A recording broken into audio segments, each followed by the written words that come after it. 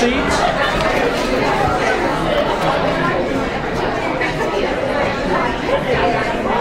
Some at the front, please.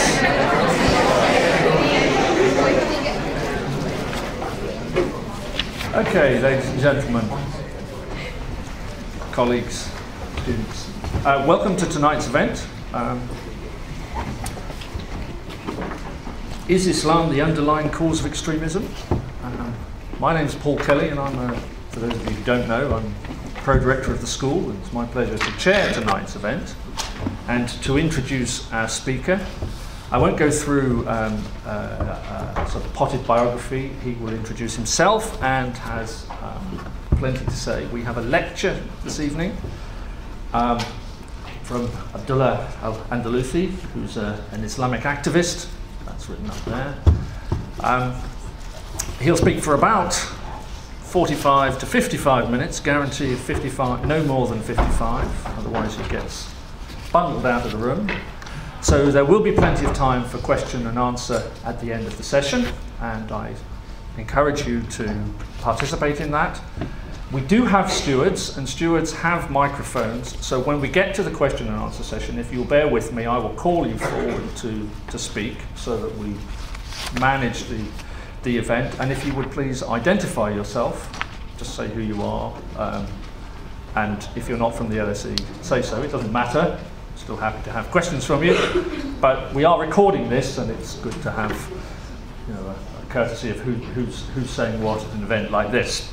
So with all of that, I hope we will have an interesting lecture followed by an equally interesting discussion, and I hope you can join with me in welcoming tonight's speaker, Abdullah, who will now give his lecture. Thank you.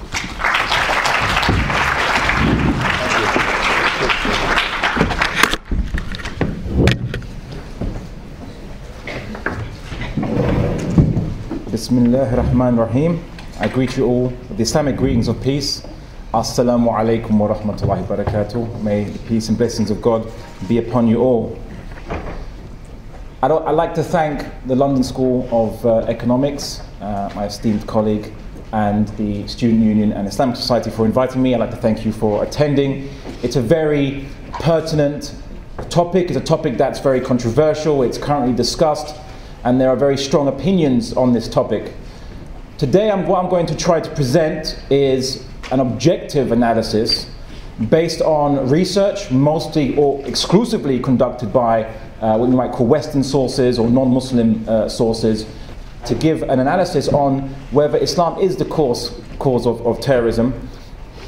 But originally, this event was going to be a debate, and originally Anna-Marie Waters and Mariam Namazi were invited to attend this debate. They're now not part of this debate, and I find this very, very strange and interesting, because they always claim that a person who would argue for maybe Orthodox Islam, or what they would call extremists or Islamists or whatever, should never be given a platform uncontested. Yet when they are invited to contest the narratives which they don't disagree with, they don't attend. And Mariam Namazi wanted to change the topic from Islam to Islamism, but I wondered why she wanted to change the topic from Islam to Islamism. Is Islamism the underlying cause of extremism, when she herself said, we are constantly told this terrorist attack has nothing to do with Islam by mainstream, she goes mainstream Muslim Islamic groups.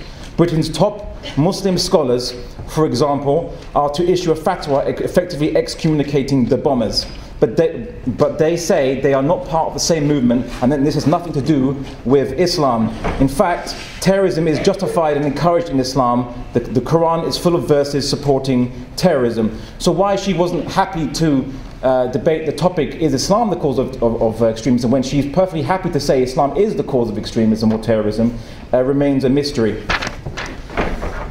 As for, I suppose that the elephant in the room is, well, what is extremism, and how would you define it, and how are we going to address it in this particular lecture?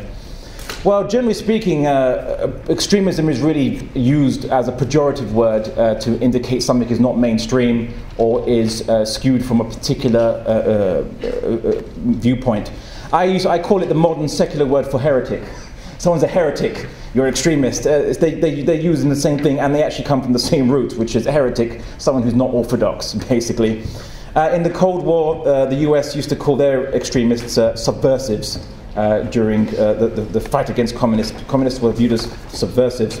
But I'd like to quote sociologist Jerome Himmelstein, who says, regarding the word extremism, at best this characterization tells us nothing substantive about the people it labels, and at worst it paints a false picture. And of course, the word extremism apparently can be used in good context depending on the ideology of the people professing it or being proud of it. So Martin Luther King famously said that he became proud when he was called an extremist. At first he didn't like it, and then eventually he viewed it as a kind of like a medal of honor. He became proud of being called an extremist. Martin Luther King was viewed as an extremist in his time. Barry Goldwater said at the Republican Convention in 1964, extremism in defense of liberty is no vice. Moderation in pursuit of justice is no virtue. So extremism can be good or bad, it seems, depending on which flag you are waving and which ideology you are fighting for.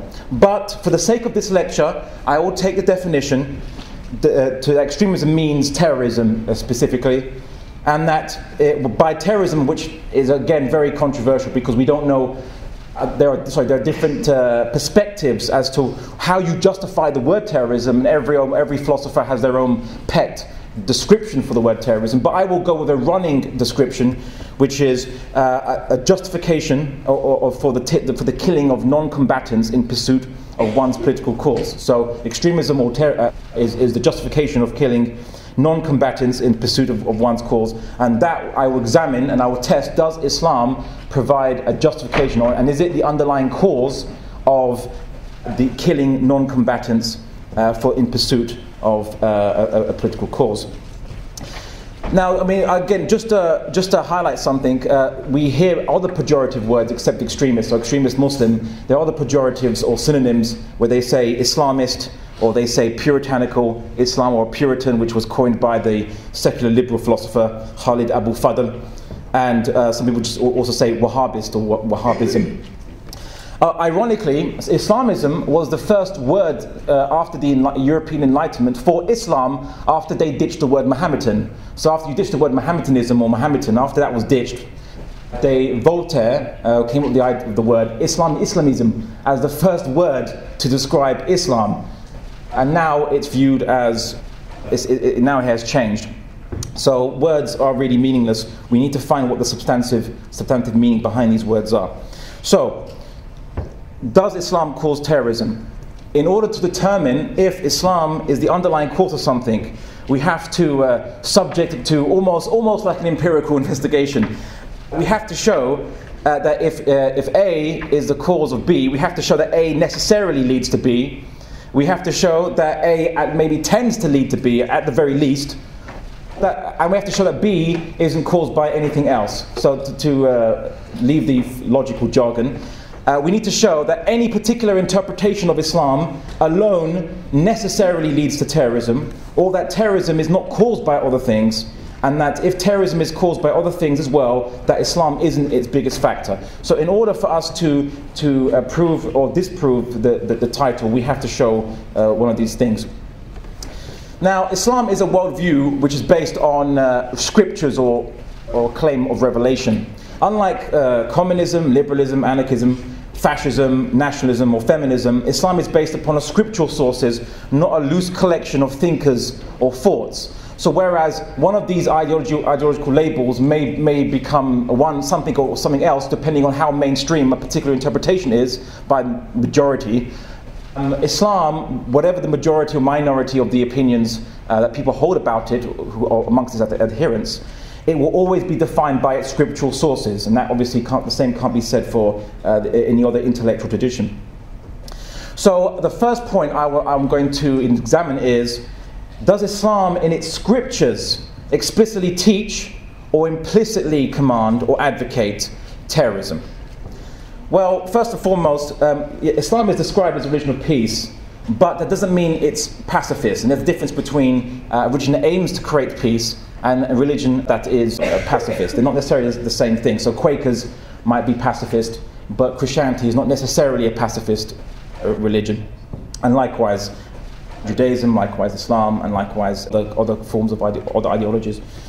So the question is, within Islam's rules of engagement for warfare, so Islam does believe in warfare, just warfare, or I say just war, within its rules of engagement, does it permit the targeting of non-combatants, women, children, men who are not involved in fighting? And this is the question we're going to look at. So what we see from the time of the Prophet Muhammad sallallahu alaihi wasallam was that the Prophet Muhammad forbade the killing of women and children.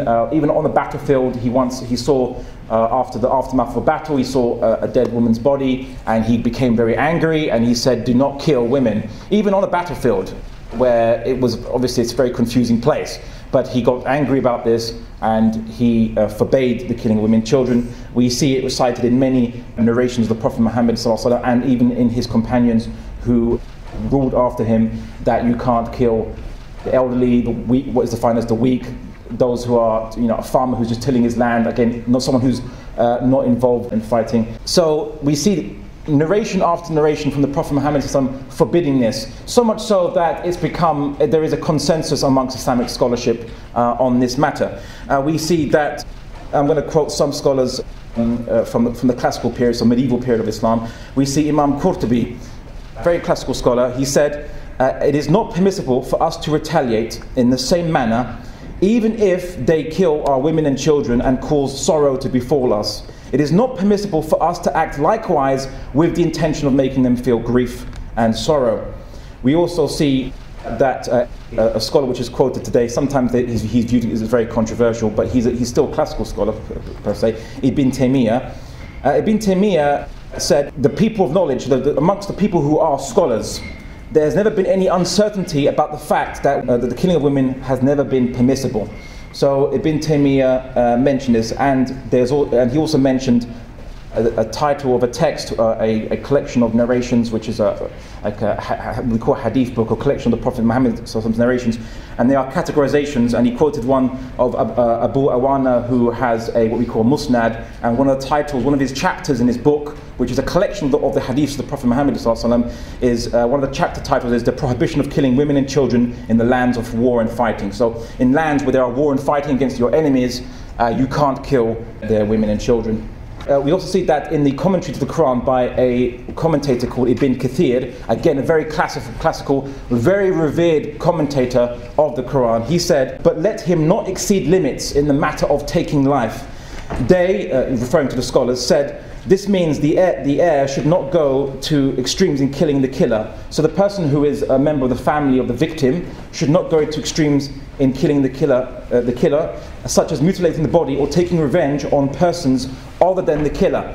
So if someone who suffered bereavement in their family, if someone's murdered someone in their family, they cannot kill anyone else except the killer, and they can't go to extremes. And this was under the law of retribution in Islam, whereby if someone kills you, you can decide to forgive them. So kills one member of your family, you can decide to forgive them, or you can decide to ask the courts to exact punishment of the same like that they had used to kill a member of your family. But you can't do it to people who are other than the killers, the actual perpetrators themselves.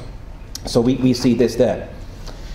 So what we see basically is that there is a consensus prohibition on the killing of non-combatants in Islamic law, amongst classical Islamic scholars, amongst the Islamic texts, or what the Prophet Muhammad ﷺ himself has taught. And we also see the Quran says, if anyone has killed a person not in retaliation of murder, it would be as if he had killed all mankind. And if anyone saved a life, it would be as if he saved the life of all mankind.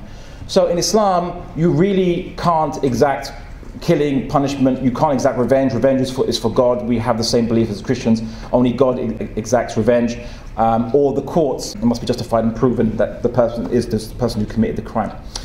But of course, now the big question is, well then if this is the case, what are these Quranic quotes and texts that some terrorists who identify themselves as Muslim, what are they about? Where are they getting their texts from? Where are they getting their interpretations from? And what are their interpretations and what are their texts? Is it actually even an interpretation? Let's have a look at this. There was an interview between Al Jazeera and Osama bin Laden. regarding his campaign to retaliate or fight against the United States and his justification of killing US citizens as permissible. This is what Osama bin Laden obviously was believed was. So he was interviewed regarding this. And so the interview asked, so you say that this is an eye for an eye, that they kill our innocents, so we kill theirs. And Osama said, yes, so we kill their innocents. This is valid both religiously and logically. But some of the people who talk about this issue discuss it from a religious point of view. And then the Al Jazeera interviewer asks, okay, well, what is this religious discussion about this? And what Osama bin Laden says, he says, well, they say that the killing of innocents is wrong and invalid. And for proof, they say the Prophet Muhammad ﷺ forbade the killing of children and women. And this is true. This is what Osama says. It is valid and has been laid down by the Prophet in an authentic tradition. And then the Al Jazeera journalist is like, yeah, this is exactly what I'm talking about. It's exactly what I'm trying to say. But then Osama retorts, but the forbidding of killing children and innocents is not set in stone. Not set in stone. Well, he's discounting the text because of what? A modern context? Osama bin Laden is a modernist. He's a secular reformer of Islam, and unfortunately he's not the only one. And then he says, he quotes, like many in the modernist discourse, he quotes a text, but a text that does not actually justify it. And the text he quotes is a verse from the Quran saying, and if you punish, then punish them with the like of that of which you were afflicted. And then he says, the scholars, the people of knowledge amongst Ibn Taymiyyah, Ibn Qayyim, Ibn Shawani and Qurtubi in his commentary say that if the disbelievers were to kill our children and women, they should not feel the same shame to do the same. Now, if anyone remembers the scholars I just quoted, Osama bin Laden is wrong. He says that Qurtubi and Ibn Taymiyyah justify the killing of women and children if the enemy kill your women and children. But I quoted to you just a few minutes ago, Imam Qurtubi, the same guy Osama bin Laden quotes, says exactly the opposite of Osama bin Laden. I did doing some more research. Osama bin Laden got his opinions from particular sheikhs in Saudi Arabia. These sheikhs try to justify the killing of civilians as a retaliation, but they don't mention that these scholars justified it. So where Osama bin Laden got it from, or really what these actually scholars were doing, or these so-called scholars were doing, was they would quote some of these classical scholars and then intersperse it with their own opinions, and then say these scholars in principle would agree that killing women and children is okay, and Osama bin Laden took that as a justification for killing women and children as retaliation or revenge. But this is false. And Osama bin Laden is ignorant on Islamic tradition by his own admission. He quoted Qurtubi as his best defender, yet Qurtubi is his strongest accuser in his text. And what you also note is he also said something else which people didn't come upon, which is he said not just there's a religious argument, there's a logical argument for the justification of retaliation by killing women and children if the enemy kills your women and children. And now this logical argument is, I'm going to come to that a bit later on. Where did he get this argument from? Where did he get this logic from? We'll come to that a bit later. We've established Islamic texts don't justify the killing of women and children. There is no Islamic interpretation, as in there is the classical scholars. There is there's unanimous agreement between all medieval classical scholars. They discussed this situation in particular, and they basically said, you can't do it, there's no justification. The Quran is unequivocal, the Hadith is unequivocal. The Quran says, obviously fight them who fight you, but do not go to excess. So the Quran is itself giving rules of warfare, saying you can fight those who fight you, but don't go to excess. And then it defines through the teaching of the Prophet, and it defines for other verses of the Quran, that you can't commit a sin just because someone else commits a sin. So then maybe then, could someone argue, okay, maybe the Quran and the scriptures of Prophet Muhammad ﷺ does not teach terrorism, but maybe indirectly it encourages terrorism because it tells Muslims to hate non-Muslims, just to hate non-Muslims, or to be angry, or have antipathy to non-Muslims. Maybe this is the reason that encourages Muslims, people who identify themselves Muslim, to commit terrorism. And we see that the good old mayor of London, Boris Johnson, that great Islamic scholar, said, he said that the problem is Islam, the problem is with Islam concerning the issue of terrorism and concerning the issue of the justification of terrorism. He says the issue is the problem with Islam. So let's put Boris Johnson's fatwa to the test and see if that's the case. Does Islam tell Muslims that we have to have antipathy towards non-Muslims just because they're non-Muslim, just for that fact? Now, first and foremost, I want to mention the word, there's a particular word that's now become controversial and certainly mistranslated or misunderstood. The word kafir, or the kufar, which is the plural of the word. The word kafir has many meanings in the Quran depending on its use. It could refer to a farmer. The word kafir means to cover. So the farmer would cover seeds. They would be like a kafir. We see that kafir can refer to, it can simply mean non-Muslim, but it can also refer to those who are reprobates with God. Even those who profess to be Muslim, but in their hearts they are what we call the hypocrites. They are kafirs, but they might be Muslim on outward appearance, and they profess to be Muslim. They might pray, and they might do all the things that Muslim would do. So in the eyes of God, there are people amongst the non-Muslims who are not kafir, and there are people amongst Muslims who are kafir, and God knows truly who the real kafirs are and who are not the kafirs. And the kafir would mean those who reject the truth once they know it, or really those who are insincere to the truth, and only God truly knows who truly is insincere or not. And there's that understanding. The other understanding of kafir is those who are actively at war against Muslims. The word kafir has been used to describe those who are harbi, those who in Arabic, those who are at war. And of course, the word kafir can refer to a person who comes from a nation who are non-Muslim. But we say kafir because at some point we believe in our theologically that all nations had prophets that came to them, and then they were corrupted by kafirs, and then the nation no longer follows the original teachings of its prophet.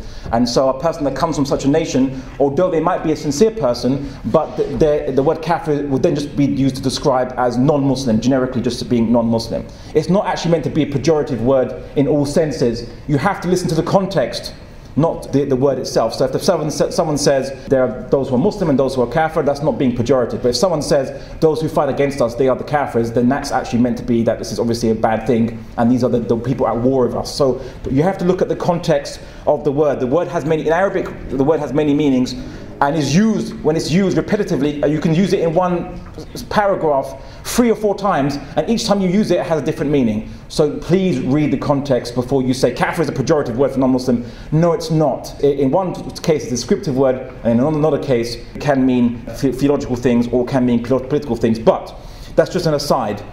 But what does the Quran command us with regards to how to behave to non-Muslims? So we see the Quran says, God does not forbid you to deal justly and kindly with those who fought not against you on account of your religion and did not drive you out of your homes. Verily, God loves those who deal with equity. So if someone doesn't fight you, deal justly and kind with them. And it's referring to those also who are non-Muslim. We also see that the Quran talks about how Muslims should behave to their parents if their parents are not Muslim. It says behave with them in the world kindly. We also see that in the Quran there's a verse which kind of inculcates a prayer that Muslims should say to God, and which is, Our Lord, do not make us a trial or a tribulation for those who disbelieve. Forgive us, our Lord. You are all powerful, capable of defeating anyone, and you are all wise.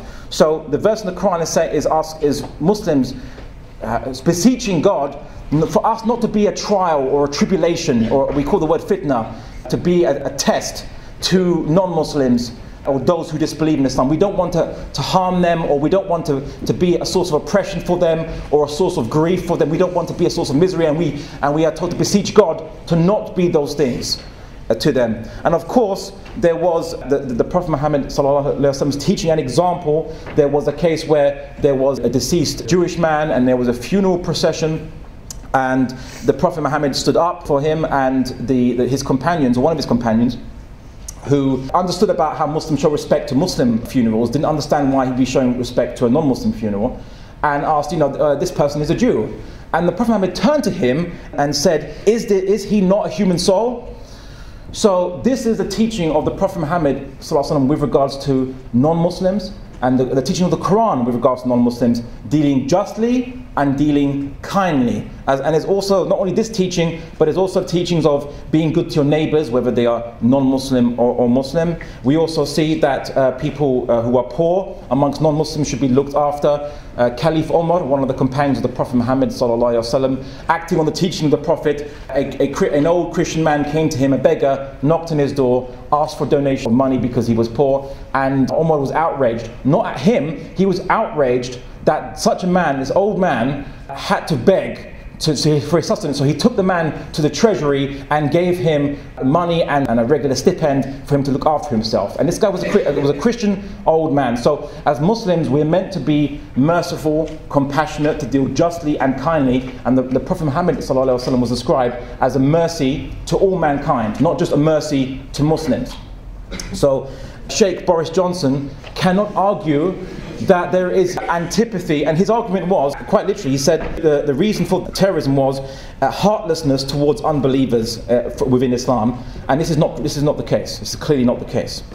So then, having shown that Islam doesn't command killing women and children or non-combatants, and having shown that even under the most severest of circumstances where Muslim women and children are being killed by an enemy, and we're not allowed to retaliate even under those circumstances, and having shown that the Quran and that the teachings of Prophet Muhammad ﷺ do not teach antipathy towards people who are non-Muslim or those who are called kuffar just because they are non-Muslim, then what then causes terrorism? Well, I think the real question is more broader. What causes terrorism? Not necessarily what causes terrorism from Muslims, but what causes terrorism full stop. Where does terrorism come from?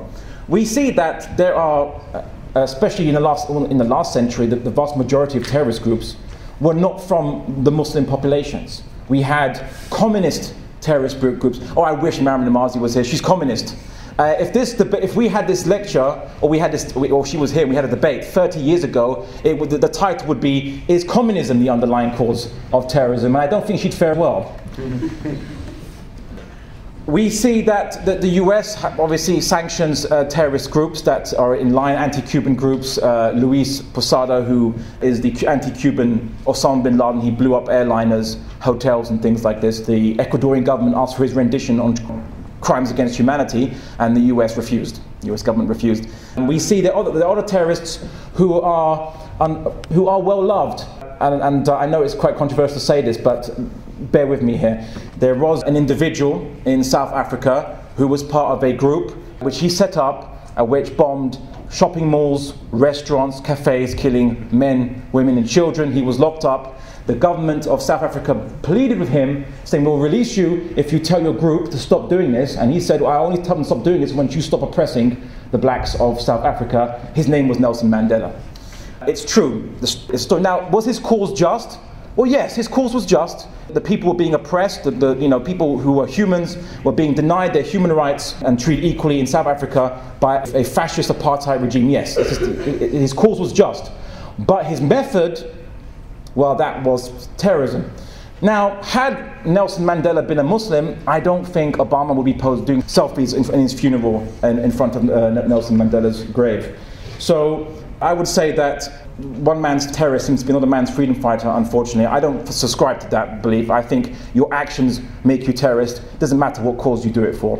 We also see that if there was terrorism based on the official government narrative and the narrative of so-called pro-government so-called Muslim pundits, then why haven't we seen terrorist attacks against... So if it's Islam versus the West or versus non-Muslims, why haven't we seen terrorist attacks in South Africa against non-Muslim South Africans? There's as much population of Muslims there proportionally as there is in England, yet we don't see terrorist attacks in South Africa. We don't see terrorist attacks in any South American country. And there are strong Muslim populations, especially in north areas of South America, of Muslim populations. There are no terrorist attacks. Could it be that all the South American countries and South Africa don't get involved in foreign policy and bomb people's countries around the world? Who knows? What about the terrorists themselves, those who commit terrorist acts, and they try to explain their actions? Do they say that God told them to do it, or they did it because you have to kill unbelievers? What do terrorists themselves say? Now, Osama bin Laden, his argument is actually a conditional one. He says, they attack our women and children, so we attack their women and children. We see the 7/7 bombers, we see the killers of Lee Rigby, saying the same thing. It's actually become very repetitive. They say, it's your foreign policy. If Muslims are not safe in our countries, you won't be safe in your countries. It's always foreign policy that they cite, that they mention. They don't mention, well, I'm doing this because the Quran told me that infidels must die. No, they didn't say that. There's never that sentence. There's never that quote. There's no such quotes. It's always foreign policy is mentioned. Yet, the government tells you that no, they do it because they hate your freedom and they hate how you live. And this is quite interesting. It reminds me of in the playground where one child would, let's say, would spit or pull their hair on another child or slap them, would run away and then run right in front of the teacher where they know they'd be safe. But this other child is so angry that he just comes up right in front of the teacher and slaps the person in revenge. And the teacher asks, what did you do to that person to slap you? He said, I don't know, they're just crazy. Or they don't like me. And that's pretty much what the politicians still haven't left the primary school. And they use exactly the same, in a way, argument, the same logic, the same explanation is, oh, they just hate us. I don't know why. There's just, it's their religion, maybe. And everyone just conveniently forgets that, wait a second, haven't you been, isn't this the 4th time you've invaded Iraq in the last 100 years? And the 3rd time you've invaded Afghanistan? So we see this. And Osama bin Laden says, in response to when Bush tried to say they hate our freedom, and Osama bin Laden says, free people do not relinquish their security. This is contrary to Bush's claim that we hate freedom. Let him tell us why we did not strike Sweden, for example. Your security is in your own hands. Each and every state that does not tamper with our security will have automatically assured its own security. So he says, I don't hate your freedom, I don't care, basically. Osama bin Laden is saying he doesn't hate your freedom, he doesn't care how you live, just don't tamper with the Muslim countries, don't control them by puppet governments, and don't attack and bomb and invade them. And obviously he had issues and gripes related to also Palestine and America's support to Zionist regime and the oppression against the Palestinians. But, okay, this is the terrorists. What about the counter-terrorist experts? What do the counter-terrorist experts say? Well, we see that Dame Eliza Manningham-Buller, the former head of MI5, said to Tony Blair that if you invade Iraq, this will cause terrorism, this will increase terrorism. We see that the former head of CIA's Bin Laden unit, Michael Schur, said, I don't think there are a lot of people who want to blow themselves up just because my daughter goes to university. People are going to bomb us because they don't like what we've done. So, and it's always interesting that always former MI5, former CIA, when they have their job and they report to the government, they have to parrot a particular line. But it's always strangely they seem to change their minds as soon as they have left their job, retired, and so on. Interesting that. You should take note of this report. Read it. It's really an extensively researched report by the think tank Claystone. And they commissioned Aaron Kundnani to write this report called A Decade Lost, Rethinking Radicalization and Extremism. So the title of the report is A Decade Lost, Rethinking Radicalization and Extremism. Google it, it's freely available online to download. Let me quote just a line from the report. He says, in this light, recent threats of terrorism inspired by Al-Qaeda are not exceptional, but fit a longer historical pattern. The structure of causation of Al-Qaeda-inspired terrorism in Britain is not at all different from the anarchist bombers of the late 19th century or the Provisional Irish Republican Army from the late 1960s. Even though the goals and organizational structures of these various groups differ significantly, in all these cases, understanding the roots of violence requires recognizing the way that oppositional movements turn to violence in the face of state violence.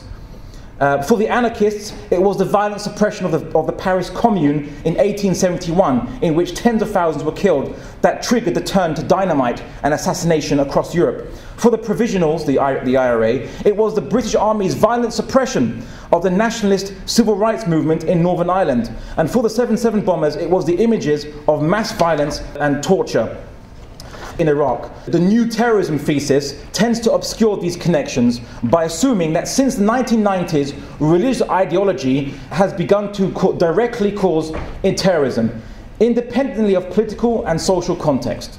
But as terrorism scholars Jeroen Gunnen and Richard Jackson note, the behavior of these labeled religious terrorists is often indistinguishable from their secular counterparts. In this report, he also noted that people most likely to commit terrorism are religious novices, those who come from more secular backgrounds or are very westernized. The actual term was used, westernized. They have actually looked through a systematic study of all counterterrorism surveys, researchers and so on, and they've concluded these conclusions, and please read it. I was going to cite a bit more from that report, but it has too much to cite, and so I would urge you all seriously to read that report. It's very systematic, and it goes through all the surveys, reports and research. But we noticed some interesting statistics, though, of course, is that the number of terrorist attacks which came from Muslims, and Muslims only constitute a small percentage of terrorist attacks according to Interpol and other surveys. In fact, according to some surveys, 5% of terrorism that happened in the US and Europe is due to Muslims. The rest is due to far right and other causes. But the terror attacks doubled after the 2003 Iraqi invasion. Is it because just coincidentally after the 2003 Iraqi invasion, loads of Muslims opened up the Quran and said, oh look, I didn't see this verse before, it says kill non-Muslims? No. Something tells me the Iraqi invasion may have had some influence. We also see that the Pakistani Taliban never existed prior to the war on terror. The Al-Shabaab of Somalia never existed until America urged Ethiopia to invade Somalia, which was under the Islamic Courts Union, and was actually for many decades experiencing some stability and peace from the American-backed warlords. They took over, the American-backed warlords fled to the coast, and they actually jumped onto some US warships, strangely, and were waiting for them. And then Ethiopia, with US support, invaded Somalia, and then you had now Al-Shabaab rise and do their various attacks. And of course, ISIS, who could forget them? They didn't exist prior to the war on terrorism, and they certainly didn't exist prior to the Iraqi invasion of Iraq. Iraq had no suicide bombers. Saddam Hussein was, he was a nasty authoritarian dictator, but no different to every other nasty authoritarian and secular dictator that the Americans support.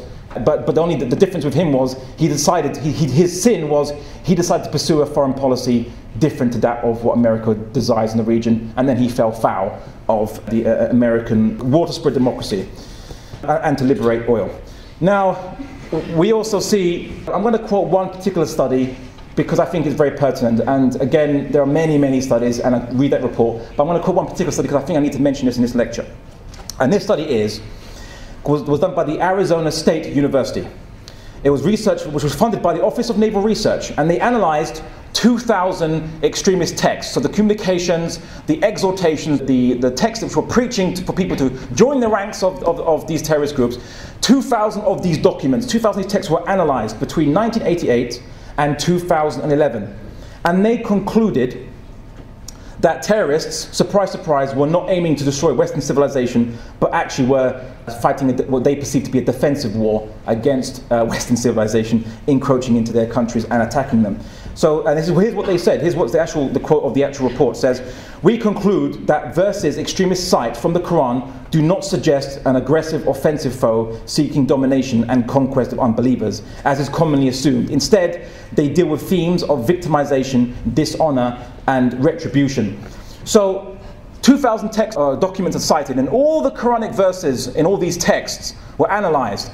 And in virtually all of them, not a single text was referred to which said that fight the unbelievers because they're unbelievers, slay them, kill them because they're unbelievers. Or it was always fight those who fight against you, punish those who punish you, and so on. It was always either revenge, it was always retribution, or it was always defensive, or it was always fighting for the oppressed. These were the particular themes of the verses that were cited, not a single verse that was said, fight them because they're unbelievers and kill all unbelievers and conquer the world. There was hardly any, I say hardly because I didn't see any in the actual report. They didn't mention any of the verses which would say anything that would be even remotely construed as conquer the world and kill all unbelievers. So terrorists don't use what's called offensive jihad texts, which people would say they are citing. And the terrorists, according to research, cite revenge texts, or texts that deal with fighting against oppression and fighting for the oppressed.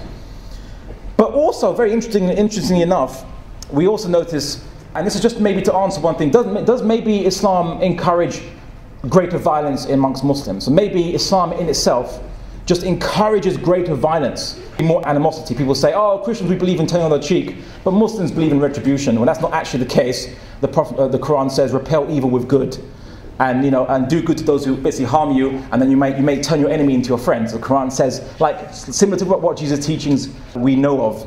But interestingly enough, it's just an interesting study. The professor, so Stephen Fish, did an investigation of the crime, murders, and rape amongst Muslim nations and compared it to Western nations. And he found, interestingly, just as an interesting point, that Muslim nations suffered less crime rates of murder and of rape than in Western nations. And he accounted for reporting. He also accounted for authoritarian regimes. So he eliminated those factors of states that don't have accurate reporting, states that don't have are authoritarian regime. You might argue, well, a more authoritarian regime would have less crime. So he accounted for that. He compared like for like, so what you call democracies or Muslim democracy, open democracies in the Muslim world. Yes, they do exist.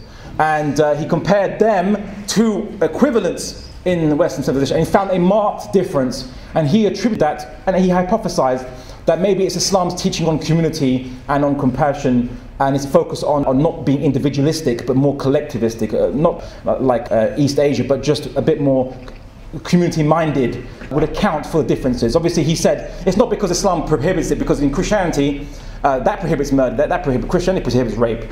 But he said it was the values that Islam inculcates in society that generates a more passive and compassionate society. What about the claims by Islamophobes and others? And my definition of Islamophobe is not someone who's a non-Muslim who disagrees with Islam, but someone who thinks that Islam is out to get you and is going to kill you, all of you. That's my definition of an Islamophobe. Some Islamophobes say that Muslims are more likely to justify terrorism than non-Muslims, and this shows that Islam must play the only factor, because the only difference between a non-Muslim and a Muslim is that the Muslim is Muslim.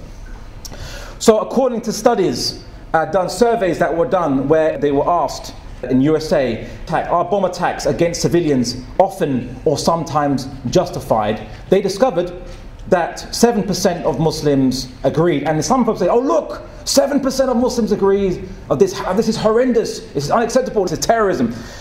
And yet, when what they didn't cite, of course, was the statistics coming from non-Muslims in the same survey. 24% said that I repeat, bombing attacks against civilians are often or sometimes justified. And of course, with the recent CIA torture report that came out, we saw surveys saying that the majority of Americans supported torture if it led because they believed it worked. And the major debate about torture, whether it's good or bad, was mostly whether it worked or not. Not that it was intrinsically bad. Now, research it for yourself. Most of the people who disagree with me say it's wrong because how do we know it works? If it works, would you support it? So we see this. Now, the only other major difference was in Germany, where 2% of Muslims believed the same, and 10% of Germans believed it was okay to kill civilians. But in UK and France, it was the same. So roughly equal, or statistically non-distinguishable. So roughly equal numbers of people in UK, France, and other European countries believed with Muslims the same proportions. 1% or 0.5% and so on and so forth. As I think it should be 0%, but there you go. Now, people say, okay, perhaps it's not the texts, perhaps it's not the antipathy that Islam creates in people, but how do you explain that not all Muslims are terrorists? But are all terrorists Muslim? Well, no, the vast majority aren't. But then they say, okay, well, how about the main headline terrorists? How comes they are all maybe of a particular sect, or they claim a particular interpretation, or they're a particular idea? And one of the words used is takfiri. Now, the word takfiri, or takfir in Arabic means, you could say excommunicate, or to denounce someone out of the fold of the faith. So they said they are Muslims who are engaged in terrorism, or they are jihadist, and their takfiri ideology, the idea of excommunicating other Muslims who are not real Muslims, that must be the cause of terrorism. Well, firstly, that's got nothing to do, well, as I said, then if that's the case, that had nothing to do with Islam at all. It would be something. It would be another phenomenon that would be causing that. But that's not always the case, because are all terrorists takfiri? Are all people who commit violence takfiri? So ISIS, yes, they are takfiri, but let's say, for example, Jabhat al-Nusra, who are a terrorist group, but they're not takfiri. They work with groups which ISIS will never work with, and they don't appear to be killing all and sundry as ISIS are, to the same degree as ISIS are, of course. But that's a matter of discussion. I mean, the Free Syrian Army, which is meant to be a secular group, it's pro-West, backed by the West, they have committed atrocities against civilians, against pro-government civilians too. Why aren't they called terrorists? And America initially prescribed Jabhat al-Nusra because they said they were working alongside Al-Qaeda, or they were, alongside Al-Qaeda initially. But these Syrian groups, Syrian Kurdish groups, nationalist groups, which are supported by America, are fighting alongside the PKK, who are a communist terrorist group. Maryam Namazi, she's not PKK. I'm not saying that though. But if I used her logic against her, so there's no correlation. What about, or maybe there's a correlation that if someone is Wahhabist or Salafist, a particular interpretation or a group or movement within Islam, that this causes terrorism. But that again, it doesn't make sense, because while Al-Qaeda, you might argue, Osama bin Laden, he's a Salafist or from a Wahhabist background. Hezbollah, who are also called terrorists by many regimes around the world, are Shia. For example, Houthi rebels in Yemen called terrorists, Shia. Al-Quds Brigade, Shia. Not Salafists, not Wahhabists at all. In fact, most of these are policy consultants, and the politicians probably can't tell the difference between a Shia or a Salafi or a Sunni anyway, and they've admitted it. In some cases, you actually find some strange reports. They actually don't know the difference when challenged.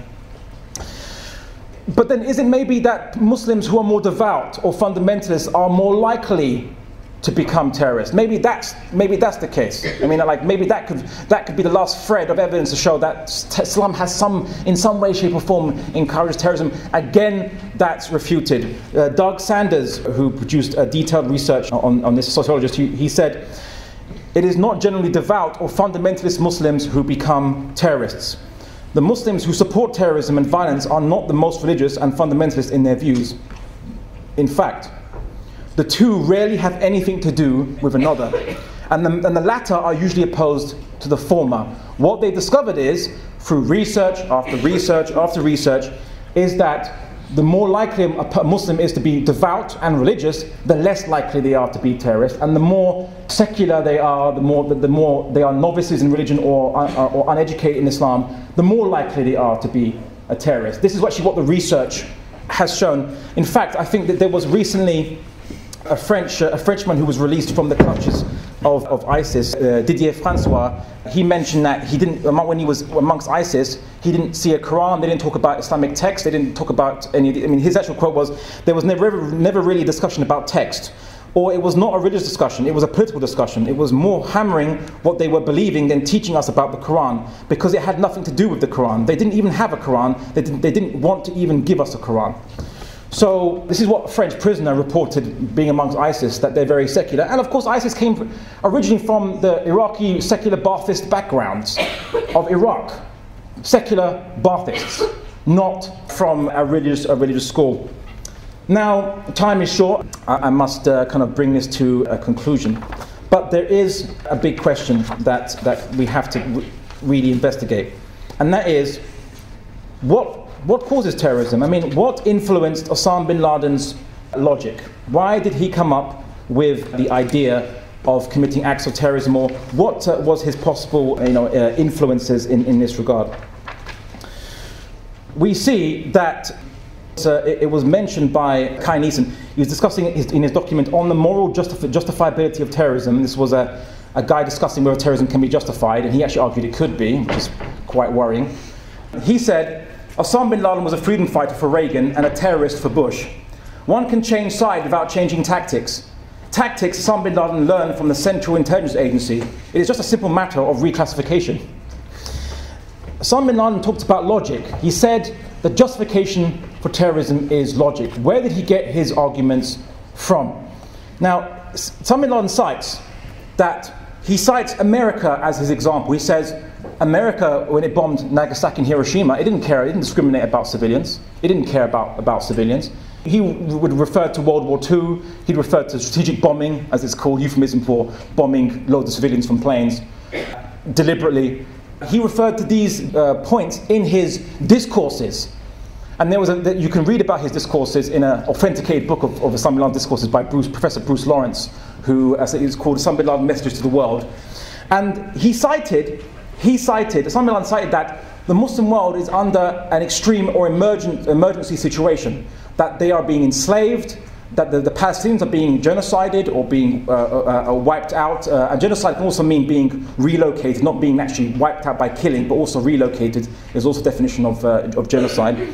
And he said that in this situation, it is justifiable to kill their civilians, to stop them from killing ours, and to deter them from attacking us.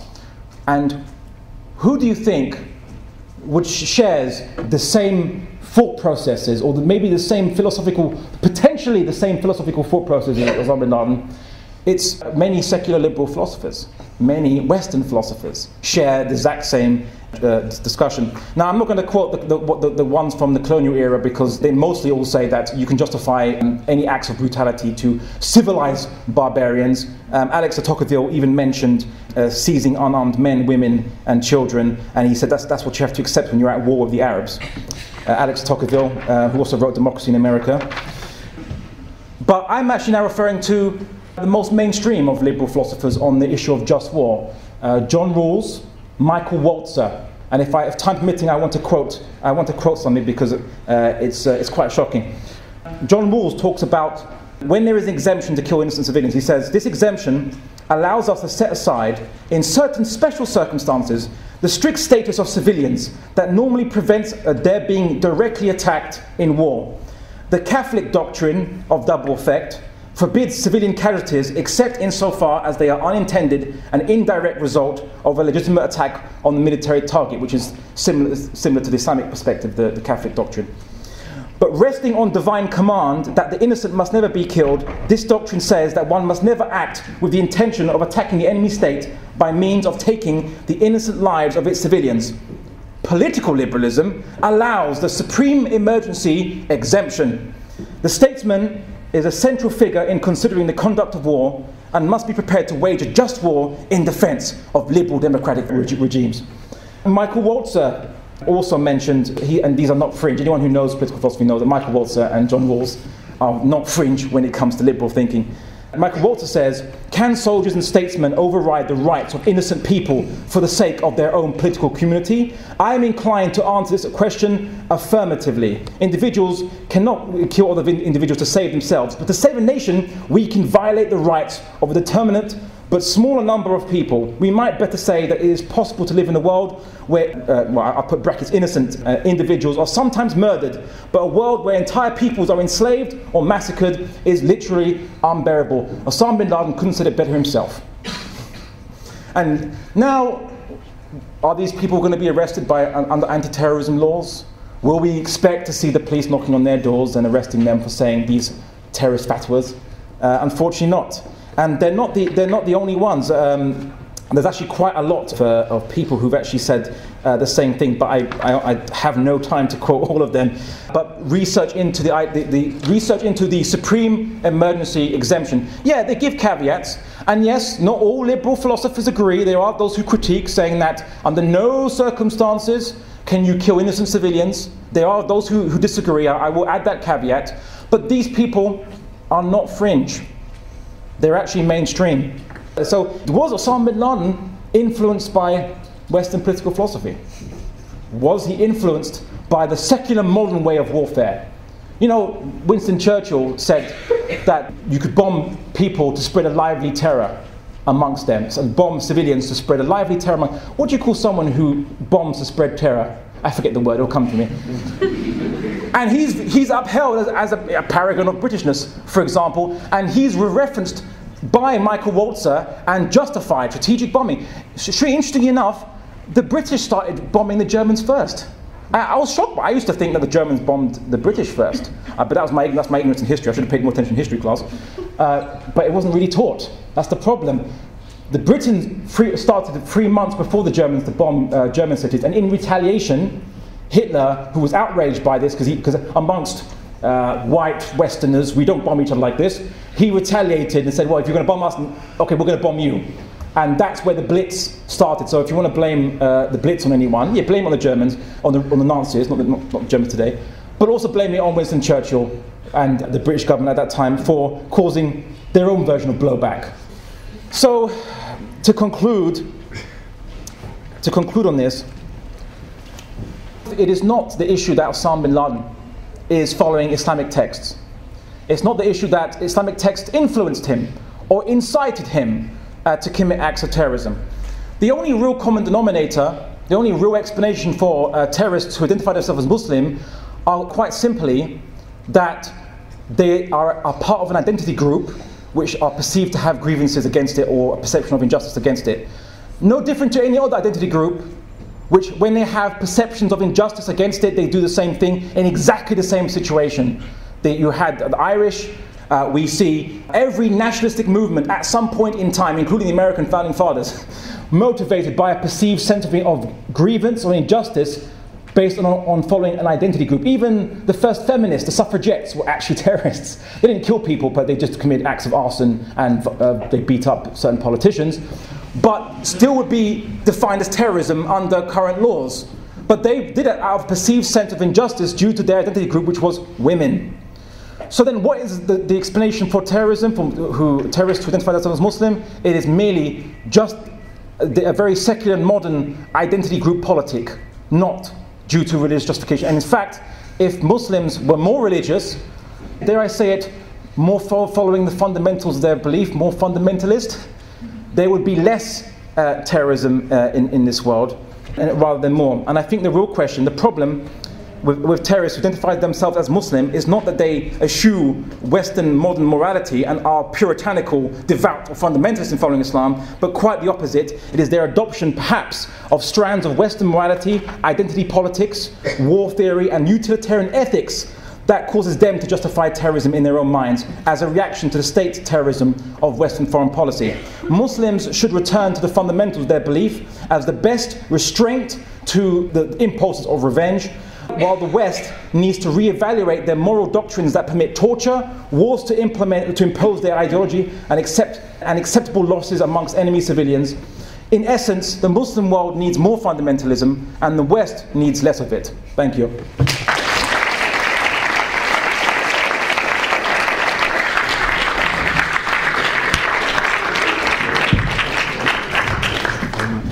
Following that scandalous slur on the Western liberal tradition, I'm sure there are plenty of questions. We have microphones, so if you put your hands up, I'll call. Okay, first question, the woman in the middle towards the back of the hall there. Keep your hands up so I can kind of see where you are, and yeah, and then we'll work forward. There's 1, 2, 3 there. Hi, I'm Aida, and I'm an MSc student from SOAS. And I don't actually want to really directly address the question of the talk.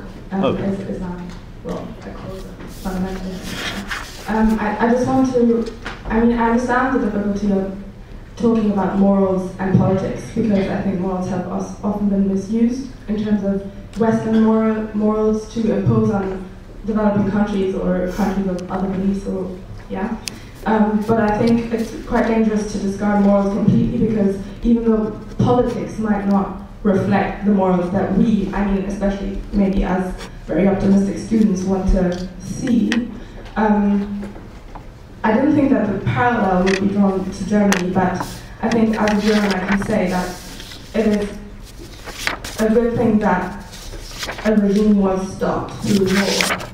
And to depict it as the idea that Britain attacked first and Germany retaliated, I think it's to draw the parallels quite dangerous, because then you could say, well, no intervention in Iraq, because ISIS is, yes, doing gruesome things, but again, we would just repeat ourselves. We would just do the same thing again. We would just invade bomb and just cause more damage.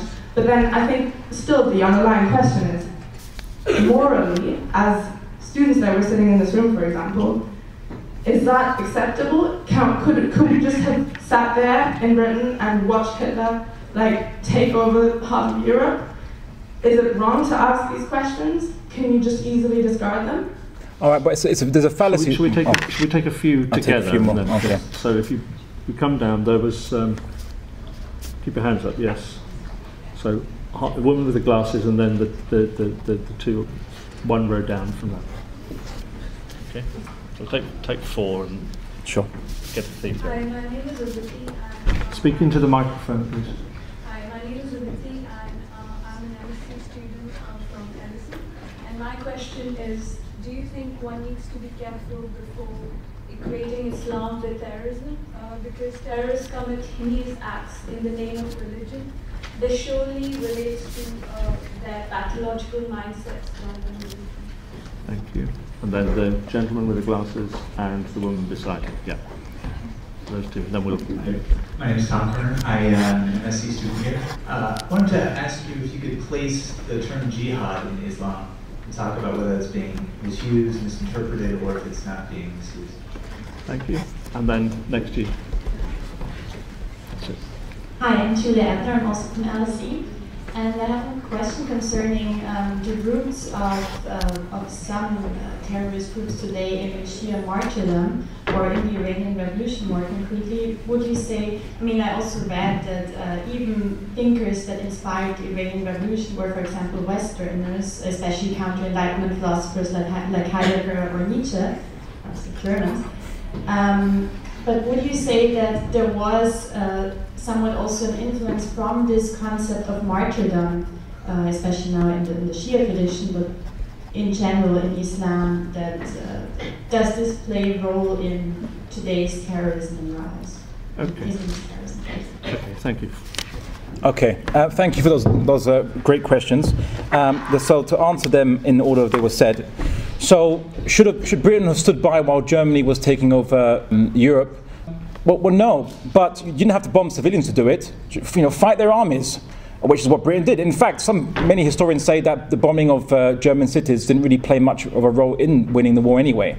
It was designed at the time due to a utilitarian calculus to demoralize the Germans and to spread terror, to undermine the government's view in the German eyes.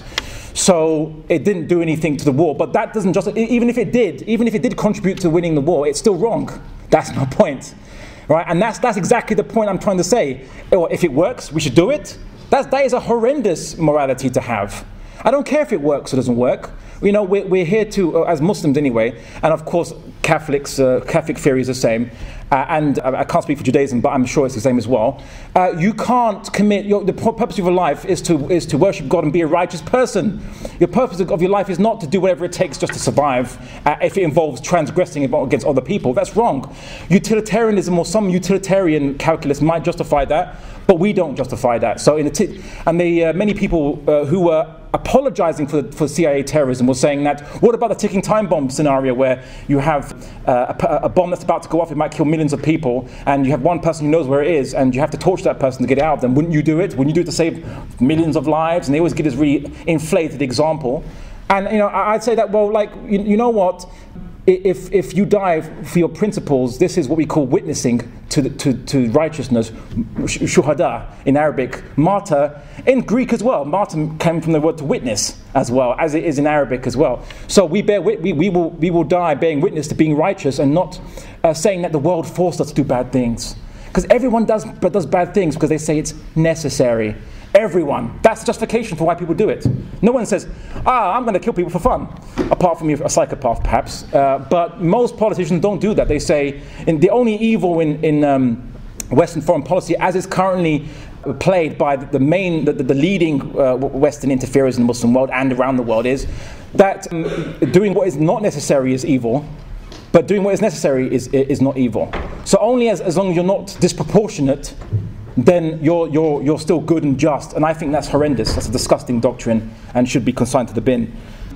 I would say that, okay, the second question, which is terrorists do terrorism in the name of religion. No, they don't. That's what my lecture was saying was, they say they do it in the name of grievance, oppression, fighting against tyranny and injustice.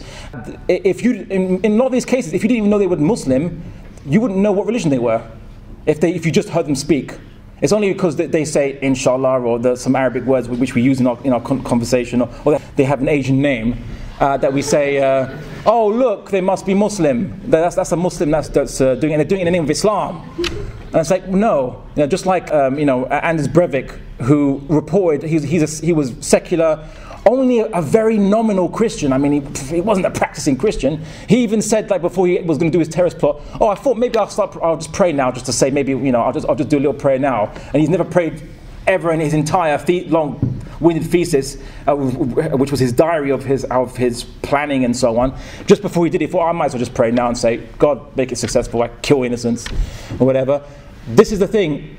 It doesn't reflect, what he did doesn't reflect on his Christianity. And I think there is a problem in the West to view actors across the world as acting based on values or beliefs which they can't control. They're not individuals. But in the West, if someone does something bad, they're a bad apple, they're an individual.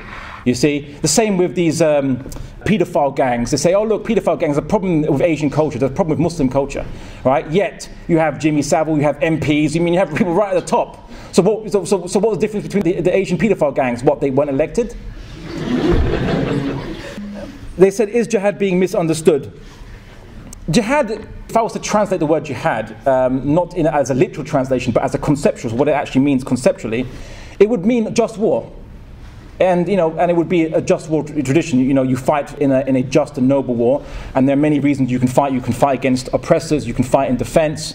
You can fight to help a population who are being, tyrannized by their own leader. But you can't attack nations to spread the Sharia, as in the Sharia can't be spread. The Islamic law is not for non-Muslims. Because why do we know this? Because non-Muslims living under the medieval Islamic caliphates, including Yazidis, and many others who lived under caliphates for 1,200 years, right, peacefully, the Sharia wasn't applied for them. You saw in Islamic Iraq, they were pig farms.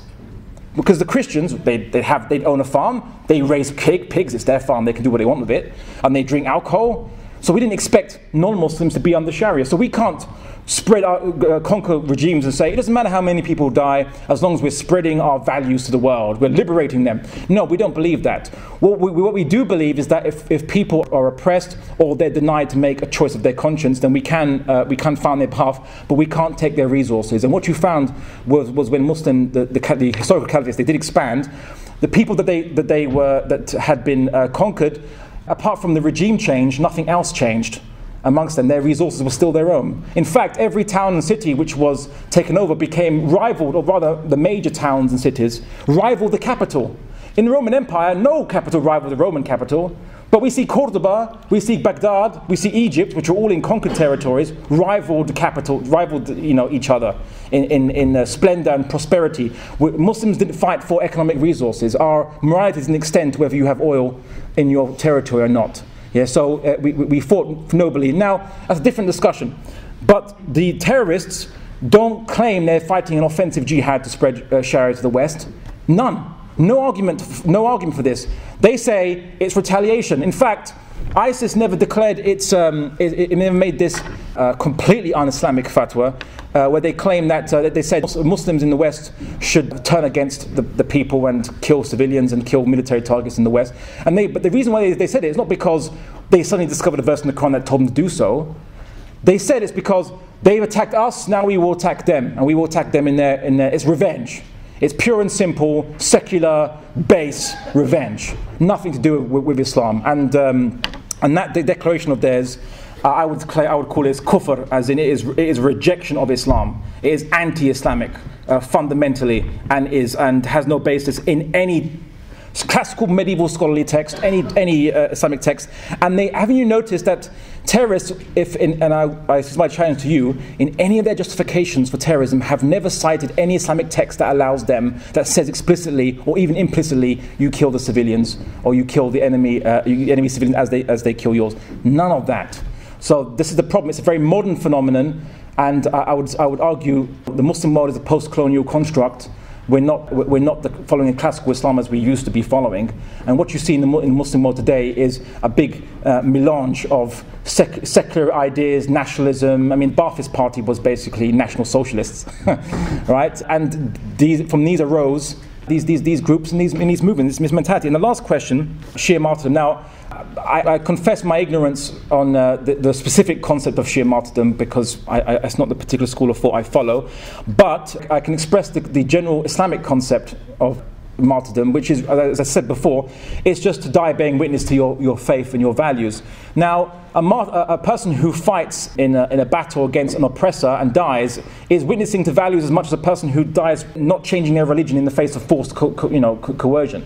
So, but martyr doesn't refer necessarily only just to fighting. It can refer to any case where you die witnessing for your beliefs. You die as a testament for your beliefs. So it doesn't really affect terrorism.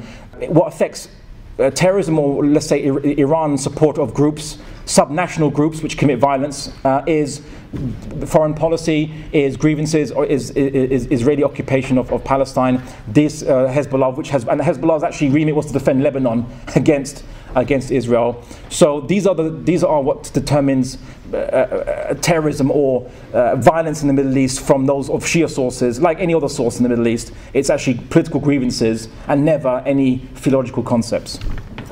Thank you. 4 more questions. Okay, let's take some from the front and this side of the hall. So 1, 2, 3, 4. Thank you. Okay, good evening. Thank you, Karen. I agree with most of what you said, but I would take issue that terrorist groups claiming to be Islamic only arise in reaction to Western foreign policy and using Western philosophy. I mean, 2 examples. I've recently studied the Rapaji movement in Western Sumatra, early 1900s, or the Emperor Aurangzeb in Mughal India. I guess was subject I studied. But yeah, they arose not in reaction to any threat, but only because they perceived their co-religionists were insufficiently Islamic for them. Thank you. Next. Historical example. Yeah. Please. Thank you. Hi. Hang on. Here first, and then go ahead, please. Yeah. Okay, we're working our way around. So you first. Thank you for the talk. My question is, now that these groups do exist, like Boko Haram, Daesh, the Taliban, what happens is that they're impacting the Muslims in these nations more than probably impacting the West so much. The situation of the Muslims there is terrible because of them. Do you think the West has some responsibility now to eradicate these groups? And if yes, is this going to be some form of intervention that will now, again, bring about a reaction? What is your perception of how to solve the problem? So, political question. I'm from Kings, and my question is basically the same. Well, say it again anyway. You can't really explain the Charlie Hebdo murders or the fatwa against Sam Rushdie or the Danish cartoon scandal on Western foreign. You can't blame that for Western foreign policy. That's my question. Right. And then Is that the 4th question? Yeah, there is a 4th question, I think. Behind? Oh, okay, yeah. Yes. Hello, I'm a general question here at LSE, and my question was the same that the first and the third. Another example from France, which is not the Charlie Hebdo attack, but in 2012, Mohamed Merah killed military targets, but also terrorist children, and I don't see quite hope that would be a critic of French foreign policy. Thanks. Okay, any further questions? Yeah, gentleman in the blue.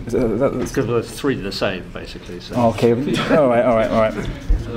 Good evening, thank you very much for a great talk. There's a verse from my name is Mahmoud, I'm a student here, 3rd year undergrad. There's a verse from the Quran that Islamophobes, as you mentioned, use quite often to argue that Islam does indeed promote violence and terrorism, which is which is translates literally to kill them where you find them. So how would you interpret that verse, just to clear things up? Okay. There you go. Right. I'll answer in reverse order. So the kill them wherever you find them and drive them out from where they drove you out. It's obviously in the context of retaliation. But if you continue, I mean, the best refutation of any of these verses is just read the verses before and after them and read the context. Tommy Robinson once quoted me this in the debate, and he was reading it from his phone when he got a text message from his mate on, and was like, yeah, what about this Quran verse? And I said, just keep reading, Tommy. And he said, but if they cease, if they cease, and I ask you peace, then you cease. If you read it, it's always if they cease, or if they turn and repent, then you don't continue, you don't prosecute the war. So read. Every time you see one of those verses, read the ones before and after it. Just read around it. You'll have the refutation there.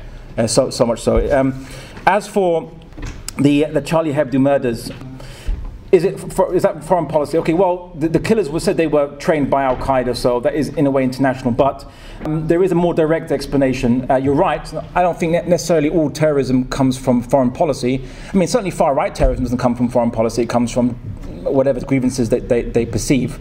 But the French Muslim community has many grievances against the French government. They feel discriminated, they feel like second-class citizens, they feel oppressed, they feel that they are hated, they don't have the same opportunities. And in this milieu of this disgruntled and grievances and what they perceive as persecution. And many French Muslims, they've come to England and they've told me I came to England because I was too sick and tired of how I was treated in France. They're very angry with the French state. Now, has there been a situation in history whereby a minority who were maybe hated or felt discriminated against have reacted violently, or people from amongst these minority have reacted violently? Well, yes. In Switzerland, not Germany, in Switzerland in the early 1930s, a Nazi propagandist, Wilhelm Gustloff, was killed by a Jewish student, and he was distributing the Protocols of the Elders of Zion propaganda against Jews. Right? And so this student, Wilhelm Gustloff, who felt very aggrieved by this propaganda. This is Switzerland. There was no concentration camps or deportations of Jews in Switzerland. There was none of that in Switzerland, to clarify. But this Jewish student felt so aggrieved, and he killed Wilhelm Gustloff. And the Nazis in Germany made a big propaganda coup about it. Also in France as well. I think a German diplomat was killed by a disgruntled Jewish citizen. And the Nazis used that to launch Kristallnacht in Germany. You say, look what's happening in France. We must defend ourselves against the Jewish menace amongst us. And this is what the Nazis used to initiate their horrific Kristallnacht. So and France, again, at this time, this was before the conquest of France and before World War II, before deportations of French Jews. So there was no massacres of Jews in France or Switzerland. But what people don't realize is Europe at the time was anti-Semitic. France was anti-Semitic, majority. England had a very strong anti-Semitism. Italy, Switzerland, Europe was anti-Semitic. Holland, the tolerance of the Dutch, very anti-Semitic. They zealously helped Nazis when the Nazis took over Holland to shop Jews into the Gestapo. So what people don't realize is prior to World War II, most of Europe was anti-Semitic, and the Jews felt discriminated, persecuted, reviled, hated, and amongst their minority, two of them, they just committed these acts of, we call them terrorism now. We'd call these people, are we going to all have demonstrations for Wilhelm Gustloff's right to free speech? Now Wilhelm Gustloff, he didn't call for the killing of Jews. He just said, they're nasty, they're evil. They got some nasty things about them, or you can't trust them, or a whole number. He said this kind of stuff. Now, Charlie Hebdo is not der Stürmer, but it continued stereotypes of Muslims of being terrorists and killing and being barbaric. It continued to portray these stereotypes. Now, I don't think that Wilhelm Gustloff's killing was justified. I don't think the Charlie Hebdo murders were justified. It doesn't matter what Wilhelm Gustloff what rubbish he was talking about. It doesn't justify his killing, and obviously Judaism doesn't justify the killing of Wilhelm Gustloff. Likewise, Islam doesn't justify the killing of the Charlie Hebdo cartoonist, because the Muslims that were living in France, they were under a covenant of security, of peace. You can't break that covenant, and you can't be vigilante-based people. You can't do that. So it's not. You're right. It's not foreign policy. It's domestic policy. And unfortunately, that has created that environment. I'm not saying it's justification, by the way. I'm just saying there's a cause. Right? Poverty might cause crime. It doesn't mean that crime is justified because of poverty, right? So we have to just pay attention. So it's not Islam, because if that was the case, in similar circumstances, we wouldn't have seen other groups that have faced similar similar discrimination act in the same way. And so it just shows that it's not an Islamic problem, it's a human problem. And we have to try to address that. Does the West have responsibility for rectifying its intervention by more intervention? It's self-evident there. The West always justifies its intervention with, we're here to help you. We've been hearing this for 200 years, 300 years, right? And it hasn't been pleasant. When the Rwanda was happening and the Tutsis and Hutus and there was bloody massacres, why wasn't there instant intervention there? But when the oil fields of Kirkuk get threatened, instant intervention by the United States. Oil was thicker than blood, it would seem, to American foreign policy. Knowing the motivation of Western governments, and I say Western government, when I say the West, I don't mean the people, because you have as much power as I do to influence our government, but I say governments, they should just, knowing them, they shouldn't intervene at all.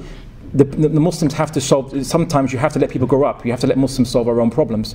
Yes, there's going to be a lot of suffering, but if we can solve our own problems, we can create stability. We learn how to create stability. Europe, and with its enlightenment, it learned to solve its own problems.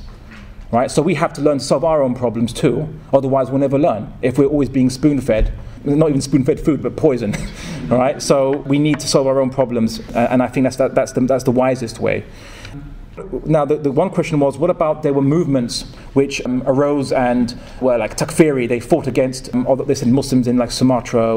Now, this is towards the end of the Ottoman Caliphate, and obviously Ottomans didn't have an extension in Sumatra.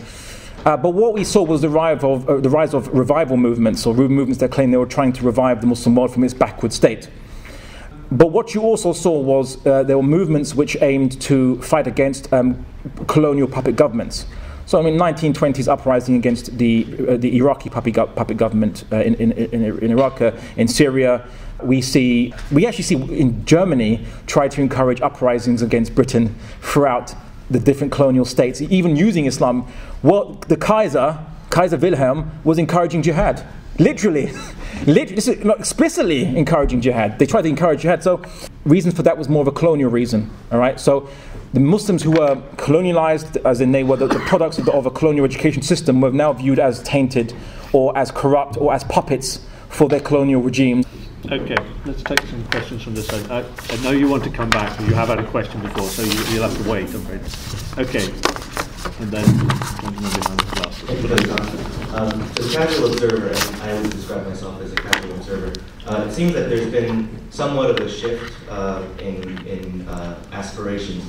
Whereas before I could more easily identify and see the debate as you framed it, which is terrorism, extremism as a reaction to Western ideologies or aggression or hypocrisies, what have you. Lately I've been hearing more about the aspirations towards statehood or a territory under Islamic theocratic governance. I'm talking more what's coming out of ISIS. So I'm wondering if this is indeed a valid observation, correct me if I'm wrong. In this new framing, what role does Islam play in justifying actions based on aspirations of statehood? Okay. And the gentleman with the glasses behind. And then. Undergraduate at LSE. First, I want to thank you for your talk. I think the work that you do is very important in an era of increased Islamophobia in the West. But kind of moving from terrorism and kind of going aside from that, I was wondering what your take was on the so-called Trojan horse incidents in Birmingham schools in recent months. Because, you know, as the kind of Ofsted report stated, we had examples of anti-Semitic, anti-army, anti-gay kind of teachings, and not just necessarily being taught to the pupils, but actually there was an aspect to which pupils were being encouraged to take action against these things.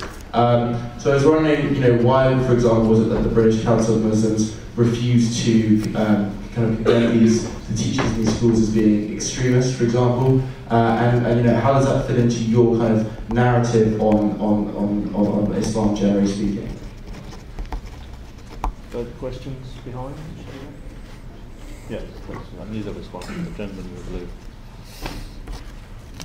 Thank you very much for your, I'm Ben from LSE student as well. I just want to say thank you at all. Keep talking. British students just said it's really important, it's really good that his talk was really interesting.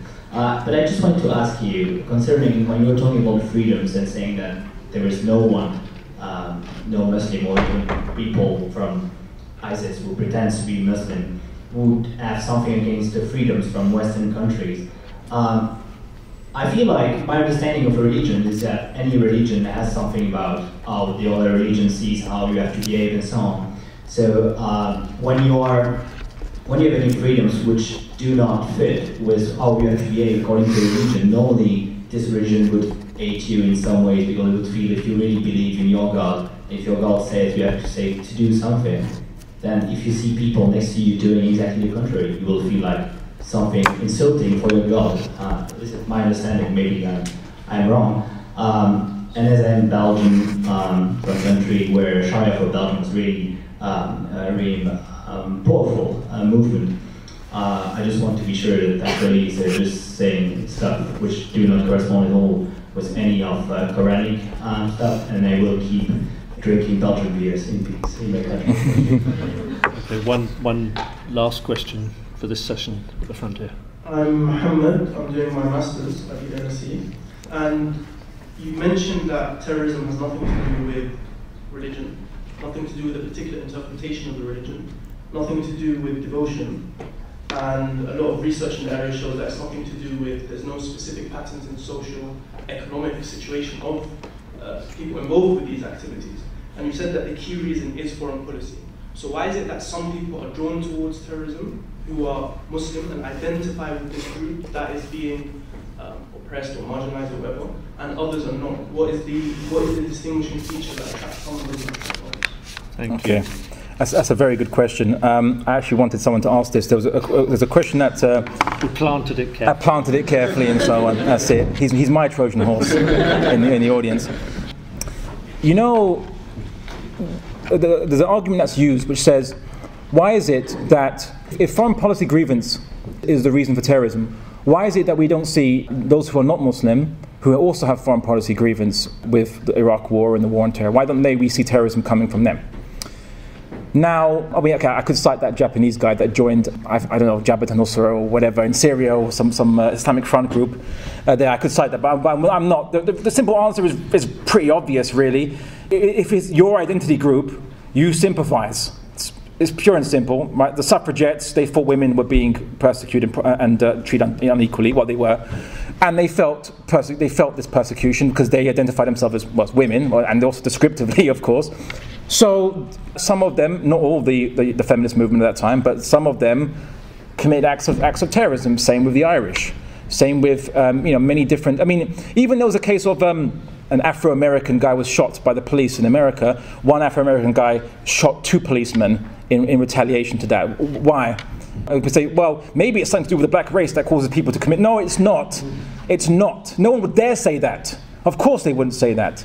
It's just he identifies himself as part of the Afro-American community, and so he felt sympathy, and that's the reason. So that's the answer. Now, your question was, of course, what causes them? What has studies shown? Well, they range from no discernible demographic, but except being Muslim, but they do see a high incidence of people who are social misfits and don't blend in. I think there was, if I remember his name, I went to California once for a lecture, and while I was there, someone went on a shooting spree. It wasn't me.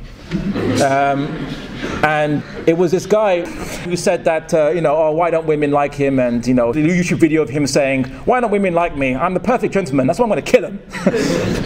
Now, all the Columbine murders, when they do it, it's not called terrorism. It's just called someone going psychotic or going postal is one particular catchphrase for it. But when Muslims do it, it's somehow terrorism. They call it lone wolf terrorism. Muslims, aren't we entitled to? Well, no one should be entitled to, but aren't we entitled to have people who are psychos too? It doesn't justify what they do, but we can't stop psychos. So why are we collectively blamed for our psychos when no one would blame any community for their psychos? But people who are social misfits will tend to commit, are more likely to commit acts of terrorism. They lack empathy, they have a malignant narcissism. A whole number of these particular factors have a high correlation. But generally speaking, from a demographic, They don't see any correlation, but what they do see is that the more devout, religiously educated a Muslim is, the less likely they are to commit acts of terrorism, which is why I say we should be more fundamentalist and not adopt utilitarian calculus to say, well, they hit us, we hit them, to show them not to hit us. It's like that's the wrong way. And just to show, this mentality is not just for terrorists. In fact, it pervades, unfortunately, also the Middle East and most of the world. You know, I mean, America claiming revenge attacked one country that had nothing to do with the World Trade Center attack. For example, Iraq. Jordan, in retaliation to ISIS, killed 2 people, which had on death row for a long time. And they weren't in any danger of immediate being executed, but in retaliation to ISIS's burning of which itself is un-Islamic on so many different levels, they commit acts of revenge. So the problem is humans. It's not the problem of Islam. And I sometimes feel that Islam, as Muslims, we're no longer perceived to have the right to be human, as in the right to have people committing human errors amongst us and not be collectively blamed for it.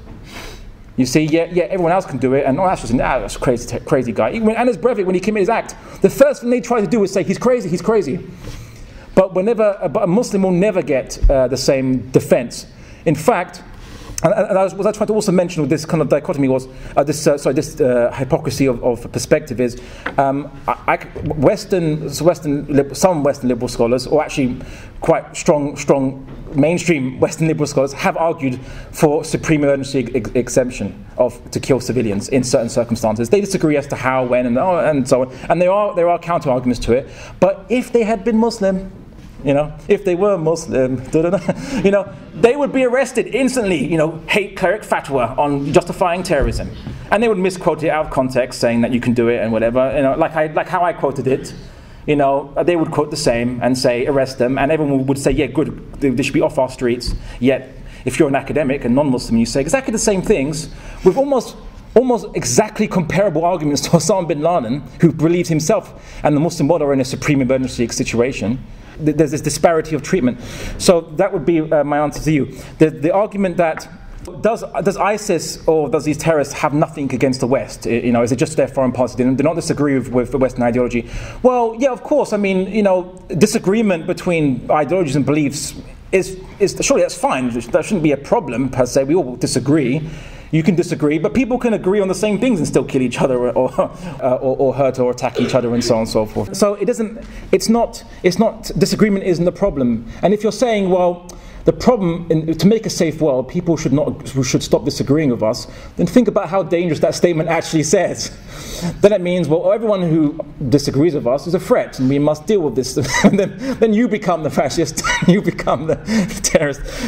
So disagreement is not the problem.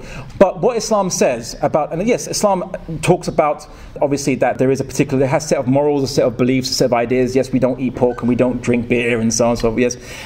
But what Islam also says is there's no compulsion in belief. In fact, the Quran also says in one other verse that had God so willed, he would have made the whole world one religion. So who are you to compel them when man's heart will only change by the permission of God? So the Quran even refutes anyone who thinks you should even compel people. That people are all different is what God intended. So who are we to go against the will of God? So Islam is meant to be about persuasion. That's the whole point of Islam. That's part of our purpose in life. When God gave us free will, a mandate by many Islamic texts is we have to persuade people to become Muslim through intellectual debate and dialogue and discussion, not through killing. Because if we were to compel someone to be a Muslim, they would be hypocritical and they wouldn't be saved anyway. It would be counterintuitive anyway. And non-Muslims, as I said, historically are not under the Sharia. A Jewish man came to the Prophet Muhammad ﷺ and asked him about a judgment, and the Prophet asked to bring the Torah. That's not really imposition of Sharia. I mean, and how different communities relate to the Muslim community will be by negotiation, will be by discussion. Obviously, the non-Muslims will respect, let's say, a Muslim area. Muslims will respect a non-Muslim area, and there are autonomous zones, not walled-off zones, but autonomous zones where you can freely go in and out. But so this is your autonomous area. The Ottomans call it the Millet system. you can live as you wish in this zone. Outside, you're in Muslim areas, there's a certain dress code maybe you might have to follow because that's respect for Muslim areas. But in your own area, do as you wish. Have your own law system, your own law courts. In this country, just talk about Sharia arbitration, and everyone loses their mind.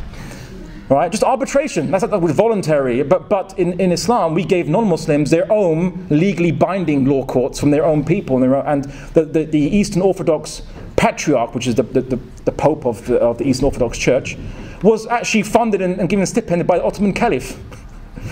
You know, he was supported, his stipend was from the Ottoman Caliph. Can you believe that? The Pope of the Eastern Orthodox Church. Imagine like Pope Francis being on the caliphate pay. I mean, can you imagine that? Not the ISIS caliphate pay. Yeah. Let's make a distinction between the two. Now this leads me to the next point, which is a state. Trying to seek a state. As Muslims, what we want is no different to the desire of the Boxer rebellion against the puppet Chinese government, which was, you had Britain going with the Opium Wars, which was literally a war to force Chinese to take drugs, basically drug pushing. They call it Opium Wars. All sounds nice and sounds nice and fun. No, it was literally the Chinese said, "Look, we'll sell you our China, but we don't need anything from you. We're self-sufficient." And Britain didn't like that, so they had a war to force the Chinese to buy opium from the British. Thanks British. And the Chinese government was a puppet government of foreign control, and so over much struggle, the Chinese managed to liberate themselves and have an independent state. Now, I'm not going to judge the moral virtues or not of that state. That's a different discussion for someone else. But they have an independent state that is in the Chinese interest alone, or puts it first. And as Muslims, we want the same, and we want a state that will rule by our values and our beliefs, and will cease being a state that is merely just a client for foreign exploiters of our countries. And this is a situation that any person on this planet would want. And it's not only Muslims. I mean, many of the South American republics or people there had to struggle against US control, and they are still struggling to some aspects. Many African countries who are not Muslim are still struggling against puppet control or client governments. So as Muslims, this is something that Muslims commonly believe in. And we believe in a caliphate system, but not the ISIS caliphate, because look at the ISIS caliphate. It kicks out Yazidis who had been there for 1,200 years, or 300 years, under three Islamic caliphates, peacefully, under three Islamic, well actually four, right, if you count the four different Islamic caliphates, but they were all Islamic rules. Yazidis living peacefully there, prosperous. They kept their language, they kept their traditions. No one raped their women and sold them into slavery. No one killed and massacred them. And yet, only now we see these conflicts. And I would also posit that this is not only in Iraq. In India, after colonialism, you had Hindu and Muslim violence, right? You see in Africa, Hutus and Tutsis, thanks to Belgian colonization. No offense to the Belgian guy there. Thanks to Belgian colonialism, which the Tutsis, they hated each other because one was used as a client oppressor to the other, and they got angry about this, and there was festering. All these issues are due to nationalism, are due to sectarianism, and are very modern phenomenons, and I think that we should wrap them up. The Ottoman rule had a wonderful example of plurality, and the Prophet Muhammad gave a wonderful example of plurality. And I'll end with the last question, which is the Trojan horse argument, which is a claim. Now, I believe that there was no evidence of incitement to terrorism or what you call quote-unquote extremism in any of these schools, but rather it was used as a pretext by the educational minister is avowedly neoconservative, and he wrote a book talking about Islam as a problem. Do you really think he's going to treat Muslim schools objectively? Like a letter that's not, which is the equivalent of the Protocols of the Elders of Zion. We don't know who wrote this letter, this Trojan horse conspiracy theory, but it was used now to go into Muslim schools and persecute Muslims who believe in traditional values.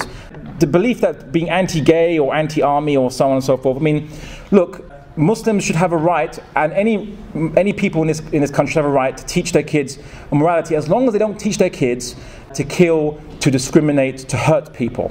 All right? But you have a right to have a belief in a particular morality. The idea of a gay and homosexual, which you see even in Muslim discourse, and I tell this to Muslims as well, is a Victorian era concept. There's no classification for gay or homosexual in Islamic texts, in the Bible, in Latin, in any of the ancient civilizations, there was no classification. What was criminalized in Islam was actions, not your feelings inside.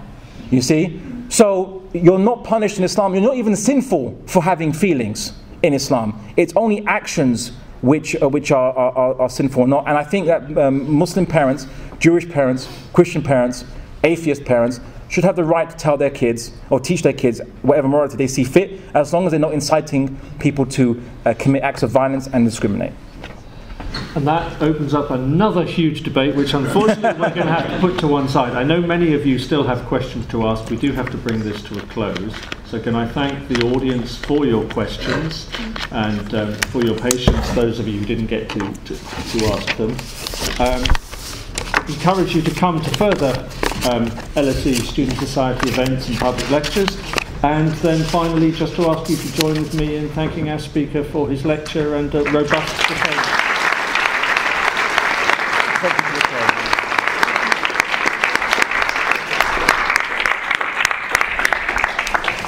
So can I wish you a safe trip home, or if you are a student, safe trip back to the library where you can get on with some work.